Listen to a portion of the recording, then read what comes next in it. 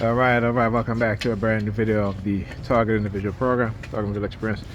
The New York Predator Department, again, Pam came in the house and they started with the sirens, and she started with the hand signal, the palm fixation drill. You know, waiting for me, I'm in the kitchen washing dishes before I leave, and she stands up in the hallway, comes out the kitchen, you know, she starts doing the palm fixation drill, right? And then immediately afterwards, the New York Predator Department began using their sirens. And then I was just saying goodnight to my daughter. She was in the bathroom. And she's like, "Good night, I love you, Daddy." Whoop, whoop.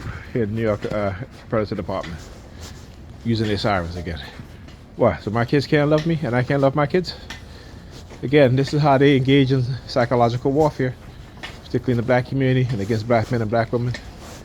This is why, like I said earlier today, said Mr. Bill in the message, you know, we control the mind of your kids and the mind of your women. So ain't nothing y'all can do about it as black men. And sad thing about it is that black men participate in this thing too, not understanding what it is that they're doing. Right? Not understanding that they're participating in their own destruction, the destruction of the black nation. Alright, so all of that they did today, all of that, you know, subliminal psyops, what have you, to try to scare me into not saying anything and to not exposing them. You know, white supremacists, you know, they figure, hey, you know, we have the money, we have the resources, we can do whatever we want, we can manipulate whoever we want, and we can lie, and you know, that's what they do. They lie, they deceive, and they manipulate. So when I talk about the devils, you know, it's fitting that yesterday was Dr. Khalid Muhammad's birthday, and what do you call the white people? You call them the white devils. They're liars. Again, not every one of them, but the vast majority of white people in America are racist.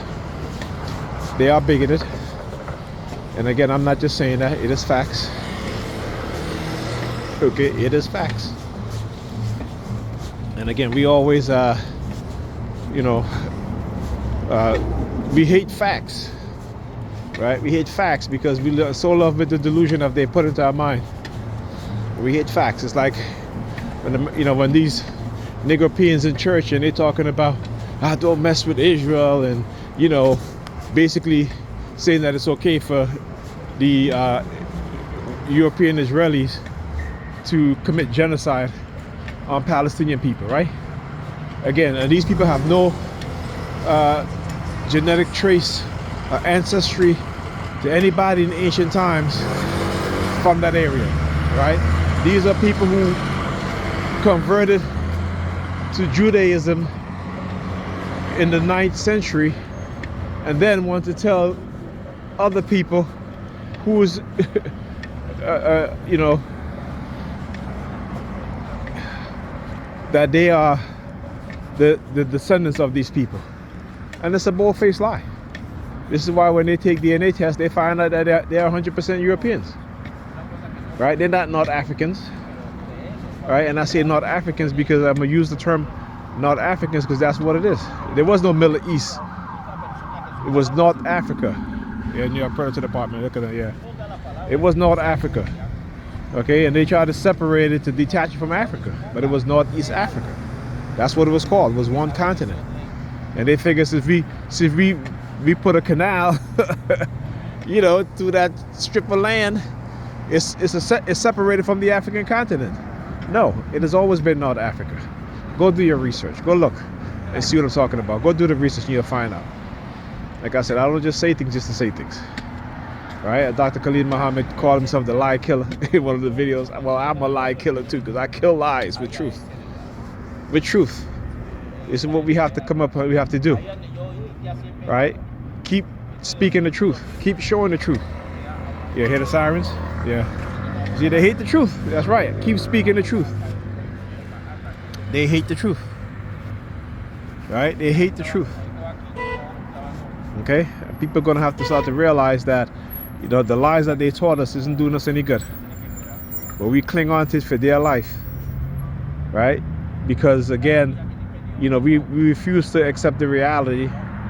You know, and I understand, you know, your mind, the human mind, when people are oppressed, when people are brutalized and continue to be manipulated, you know, our minds either will develop defense mechanisms. Our minds will become attached to our abusers, to our oppressors, to our manipulators. Right? It's what is called Stockholm Syndrome. Right? So again, you know, I was on Facebook, and you know, the post I made about black women, it's perfectly fine for black women when they see an older white man dating a younger black woman, right? They can accept that. What they can't accept is an older black man dating a younger black woman. You know, and one of them was like, "Well, my sister had been married to a wonderful white man for the past such years," but that's not what the post is about. Like I said, you marry who you marry who you want to marry. But as black people, black men and black women, we have to be extra careful when it comes to dating, particularly white men and white women, right? Because a lot of the times we are fetishized, particularly black women are fetishized. And I talk about this, and I actually read a couple of articles where you have black women who dated white men and they realized that they were fetishized. And a lot of black women have fallen into that trap, and they love it, right? They get excited by it. So when they're in the workplace and they see a white guy and he's like, you know, "I like coffee and my cream," they get excited. "Ooh, white guy told me I get excited." You know, they understand how they condition our women. You know what I'm saying? Now here's the stark difference between black men and black women. When a black man realizes that he's been fetishized by a white woman, he don't take her seriously. He stop dating her. Right? Because, and then, you know, white men, they engage in race play, in that slave master, slave woman role playing, and black women love that. "Oh, I'm gonna be a slave," and this and that stuff. Do you know how they don't even understand how destructive that is to their mindset? Right? That the fact that they actually think that that's fun, that they get turned on by that. Right? Remember, black men we don't tell our sons, "Son, you don't know what it's like to be a man unless you had sex with a white woman." But white men raise their sons thinking that, teaching them that, right? They teach their sons that, you know, you're not a man yet until you had a black woman. You know what I'm saying? So when I look at things like that, and I see the mindset of black women, right? And not to say not all black women, but the Negropean women, I should say, because they love Jesus. Jesus is their savior. So a white man who look like Jesus, so Jesus is their savior. White men, they understand that. This is why they have the savior complex. They will find a young, beautiful black woman, you know, living in an area like this that, you know, she's doesn't come from family that has money, and they have money. She's beautiful, and you know, they pull up in their fancy cars, and you know, same thing like with the drug dealers, right? Back in the days, right? But the difference is that these white men are only interested in these women in their prime years. As they get older, then they detach from them, and they go after other younger black women. That's the difference, okay? And again, I'm not saying all. There are white men who marry black women, and they've been married for a long time, right? So I'm not speaking about those, but those are the very few. See, the media like to say, "Oh, you know, this whole interracial thing is such a big thing," and it's really not. It's really not. There's about 1 million black men and black women who are married to other groups of people, and that's total between black men and black women, where black men have slightly higher number, right? I think it's like 500 and something, and black women is like 400 and something, right? So it's not this whole big thing that, you know, compared to the population of America, right? Black people are 50 something million strong, right? White people are about what, 150 million. Okay, maybe you know, 150 million. Remember, there's 330 million people in America, right? So let's get the numbers straight, right? Let's not get it twisted. Let's not act as if, you know, there's only 100 million people. There's 330 million people in America, the vast majority of whom are white. Okay, So let's say 150 million are white, 50 something million are black, 60 something million are Hispanic, and the rest, right? So I would say probably about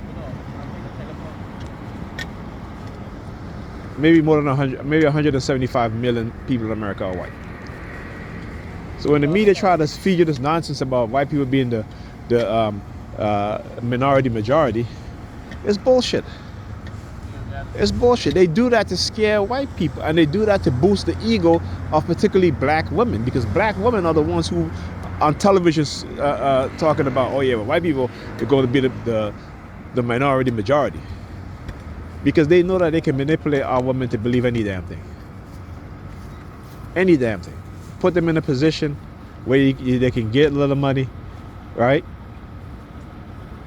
And again, you know, I don't find fault in that, in them accepting those jobs, right?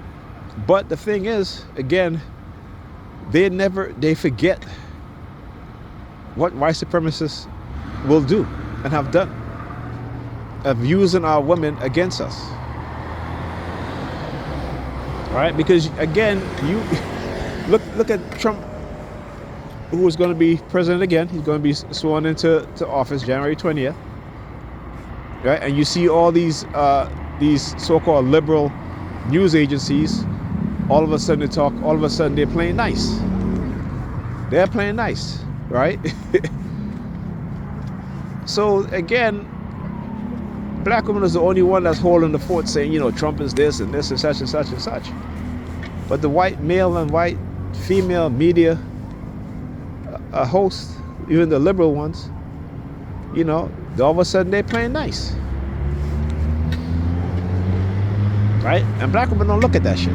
They don't look at that shit because they want to be liked. They want to be accepted, right? They want to be accepted by white society. They want to be part of white society, and black men too, but not to the extent of black women.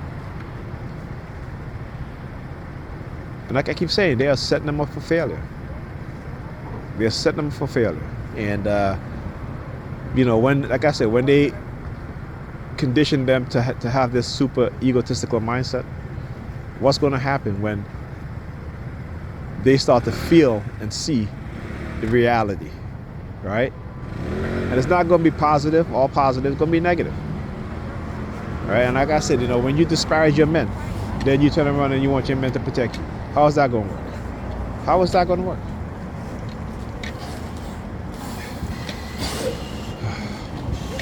All right. Talk to you guys in the next video.